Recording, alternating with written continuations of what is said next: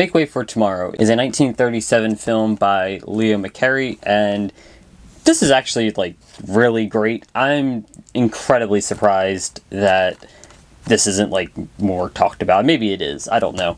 This was a fantastic movie. Starring Victor Moore and Beulah Bondi, this is a movie about an elderly couple who loses their home to the bank and then has to move in with several of their children. None of their children could take them together, or take them as a couple, so they had to move separately into their children's houses. There is one well-off child who seems to have the money and probably the space to take both of them, but her husband says no, absolutely not. And it's 1937. You do what your husband tells you to, right? So she can't take them, and then the other three kids are forced to figure it out. One couple takes the mother, and that becomes its own plot. And then another couple takes the father, and that becomes kind of its own separate plot. The fourth and final group of children you just don't see. They live on the other side of the country, and they don't help at all with this problem, really. So most of the movie is spent focusing on the mother's side. You spend a lot of time seeing her interact with her granddaughter and her mother-in-law, and how she is kind of just in the way. They treat her very much like she's in the way. Her granddaughter stops bringing her friends over because she just wants to talk to everybody. Her daughter-in-law is teaching people how to play bridge to kind of generate some extra income, and she spends a lot of time sort of complaining about that, or at the very least saying that a lot of the problems come from the fact that she spends time doing that. She also just is kind of there while she teaches the people to play bridge and is talking and in the way, and again, just sort of just being around in a way that nobody really wants her. And it's sad because she is just an old woman who doesn't really have anything else, and that sucks. And on the father's side, it's kind of the same thing. He's a little less in the way, it seems. He at least is going out. He makes a friend at a general store, and he does get sick and eventually have to move to California with the other child that you don't really see. And again, that kind of sucks because he can't stay in New York. It's bad for his lungs, I believe they say. And that means that he can't stay there.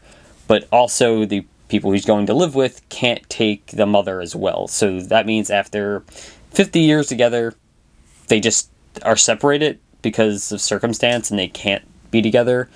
And that part is really sad. But it's also kind of their own fault. I hate to be a dick about this, but, like, they had 6 months to figure out what they were going to do and to move, and they just didn't tell anyone. Like, I get that the old man thought he was going to get a job, but, like, you're, like, 100 years old. You were never getting a job. What do you mean, right? So, like, it's obviously not completely their fault, but, like, it's kind of their own fault. Why didn't you tell anyone? Like, they tell their kids, like, the weekend they have to move out or something. It's not very bad on their part. I feel bad for them. I still feel bad for them. And it doesn't change the movie. But I do think it is kind of, they brought this on themselves. But also their kids suck. Like, all of their kids suck. The son that the mother is living with is kind of just an ass and, like, lets people treat his mother like she's a burden. The daughter that the father lives with is kind of the same. She sort of just treats him as a burden. Again, it's a little bit less so with him, but they kind of just treat him like a burden, especially when he's sick. They just refuse to let his friend over, and they don't really like him being there for some reason. And again, it's like probably a cultural thing, just like the way people were in the 30s. Like, why are you coming to take care of him? It's my job to take care of him. But it does come across a little, rude and mean. Like, he's just trying to be nice. I don't know. That might just be, like, a time difference, though. Like, I can't imagine turning away someone who is there to offer help. But regardless, they do get to spend one final day together, and they travel the city. They go to the hotel that they were staying at when they got married.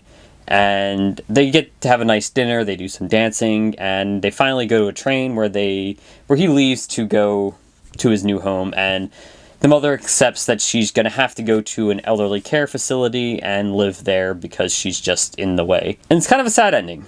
It really just is. You know, like, you mean none of yous could help your parents? Like, again, if they do kind of make it clear in the beginning that if they had been told 6 months ago, they probably could have figured something else out. But that the fact that it was last minute is what created all these problems. But also, it's your parents. None of yous can figure out a way to kind of keep them together. It just seems really depressing, and like no one actually cared about keeping them together or making them happy. It was just kind of shuffling them around, like, what do we do with these old fucking sad sacks? I like the movie because of that, but they do just come across as assholes. They can be assholes, and I think they are. I think they are absolutely assholes. But this is a fantastic movie, and I think everyone should watch this.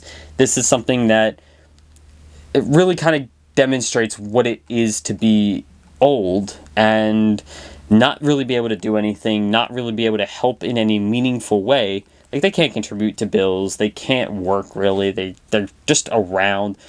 Most people don't really want someone else, as nice as it sounds to have someone else take care of your house for you, it's kind of not. Like, you want to be in charge of your own house, and having someone you have to both treat as your elder, in some ways your superior, while also it being your home, is a little weird. It's a little off-putting to people, and I get that. I get that part of it where, like, yeah, her being around and lying to me about my child and being in the way when I want to have friends or do things, or telling me that doing my job to help with the house is wrong, is very annoying. And, like, I get that. Nobody wants to deal with that.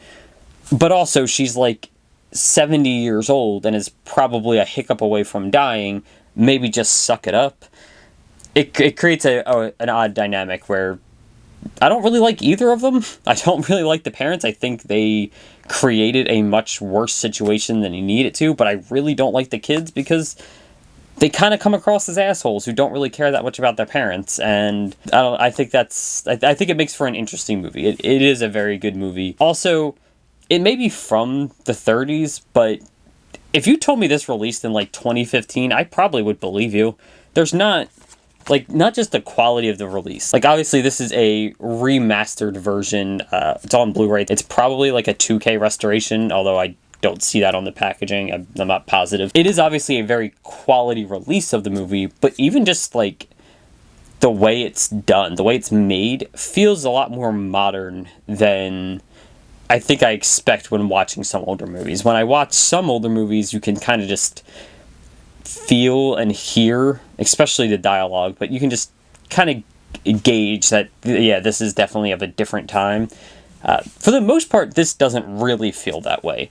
It's shot in a way that looks very modern. It feels very modern. If she didn't have that weird accent when she talks, I'd probably believe this was, like, an early 2000s movie or a mid-2000s movie that was trying to be a 30s movie. Very good movie. I highly recommend watching it. I watched, like, 8 movies over the course of a weekend. This was one of them, and this was probably my favorite or second favorite one to come out of that little binge watch. It's very short at only 92 minutes.